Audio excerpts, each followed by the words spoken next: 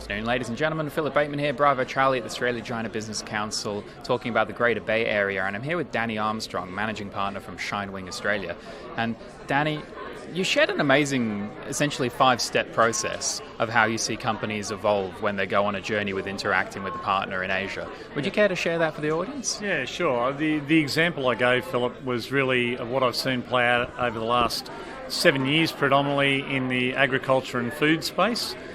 And typically the story goes that it starts with two parties, one in Australia, one in China, seeking to enter into a supply arrangement of agricultural produce of some sort or a food product.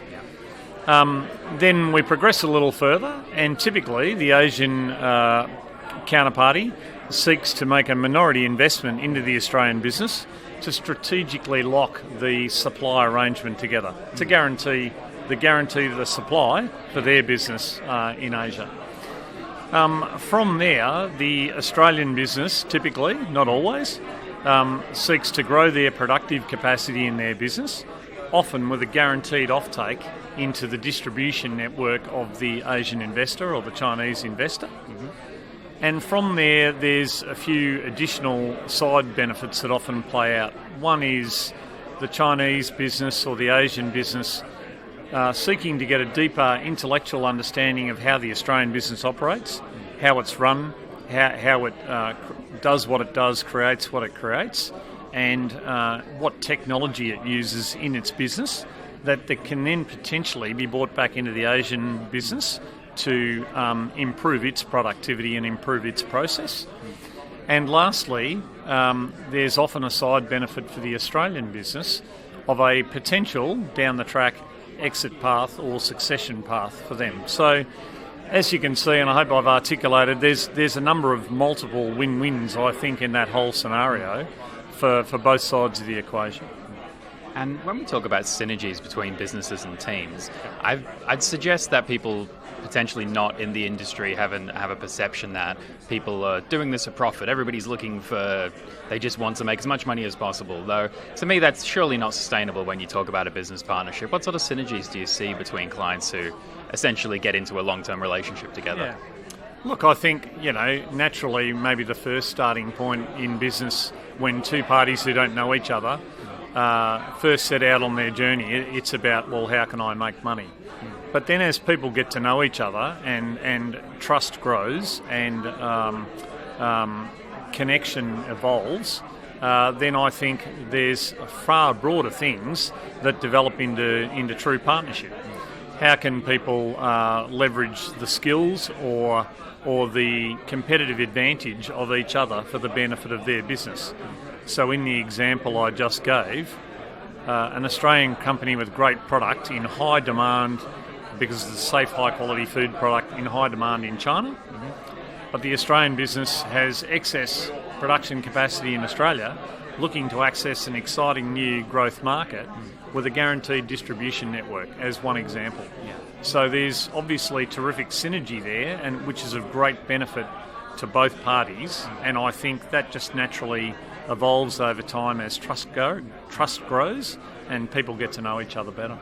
And we are here talking about the Greater Bay Area. In a nutshell, could you give people a quick synopsis of that? Yeah, sure. Look, people can get all the technical details about the scale of the area. Essentially, it's 11 cities in Hong Kong and southern China and Macau that have a combined GDP that's greater than Australia. And a population, I think, around 60 or 65 million people, so it has significant scale. But more broadly than that, it's got a real focus and attention from a policy sense from the Chinese government around being a new economic growth driver and innovation and technology driver as a platform for China's next evolution of growth. So I think there's a variety of different strengths in the different cities in the region. To quote one example, an obvious one is Hong Kong's a very strong financial centre. A lot of companies seeking to raise money from capital markets in Hong Kong use the underpinning legal system of Hong Kong to give stability and a launching pad for their business into southern China. But of course, we're also seeing the rise of significant technology and innovation hubs in places like Shenzhen. We're seeing great manufacturing capability in cities like Dongguan and Guangzhou, and a variety of different things. So I think there's a significant number of different areas of opportunity, and as the story around this initiative from the Chinese government evolves, I think it's well worth people's while to keep an eye on it and think about, well, what might be the opportunity for my business to engage? I think it was very, how would I say, somewhat obvious. I won't put you on the spot and say, why can ShineWing help? Though from the variety of examples you gave and the joint venture partnerships and what you're doing in the area, it's an obvious thing. You need help with this stuff, and this gentleman and his team are obviously the people who can help you do that. You talked about the specifics of, well, basically that China isn't China and the Greater Bay Area isn't the Greater Bay Area. All of these cities have different capacities and sort of benefits to go with them. Yeah. Could you touch on that for me?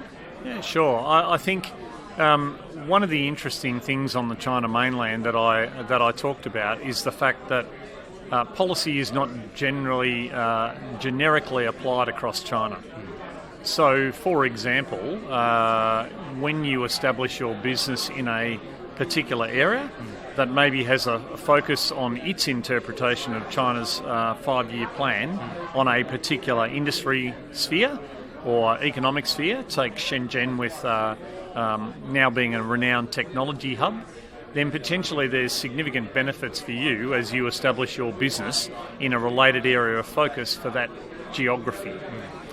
So I think people should well keep an eye on that as they think about, where should I best establish my business? If I want to partner with someone, in what region should I go into relative to the focus of that region and within the overall plan that the Chinese government has for its growth of the economy?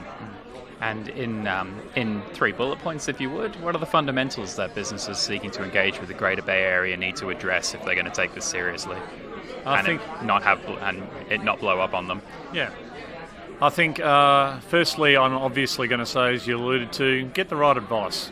Work with people who understand your objectives, who understand the region, and can help you navigate the region. And there's a variety of organisations that can do that, from professional services firms like ourselves to chambers of commerce, both here in Australia and in Asia. Secondly, think very carefully about your funding structure and how you're going to fund your business.